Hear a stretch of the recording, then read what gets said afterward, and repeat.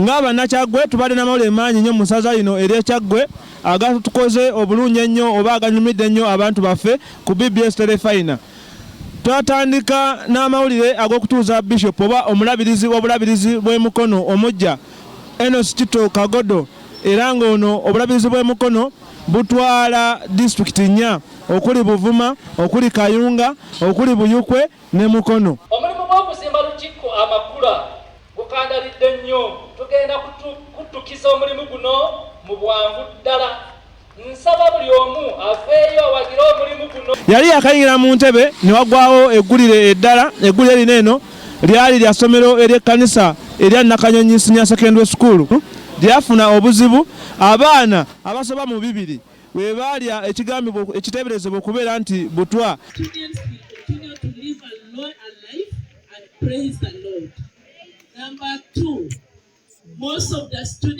Totayinza buusa maaso lyeggulire eryali ery'omuvubuka eyavaayo ne yeeyita owa ADF eyavaayo n'akwatibwa poliisi y'e Lugazi, Kalanzi Brian.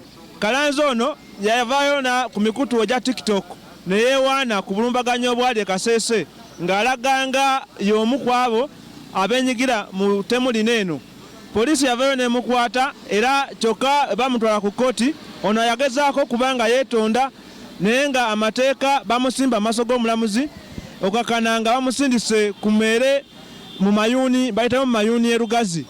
Bye tuteeka ku social media bisobola okuviiramu akabi ne bikuleetera omutawaana omunene n'okyejjusa.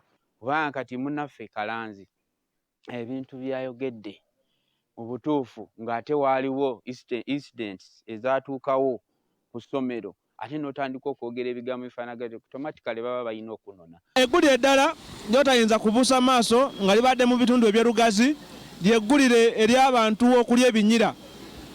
Eggulire lino eno lyazze nga municipal oba olukiiko olukulembera Lugazi municipality nga lukulembeddwamu town clerk lwayimiriza Metta okuzimba ekikomera ku kifo ekitibwa Mayor's Garden. Ekifo kino kinene kya Mayor's Garden Metta yali yakisiba emyaka nga 7 ekikomera. Kati ebinyira ne bijja ne bikifuula amaka gaabyo. Kaakati nga Bannalugazi balina okweraliikirira ku ndwadde ez'enjawulo eziyinza okubalumba, Metta yagezaako kubanga azimbawo ekikomera. Bannalugazi ne bakiwakanya ne bakansala oluvannyuma lw'okubeera nti abadde talina pulaani.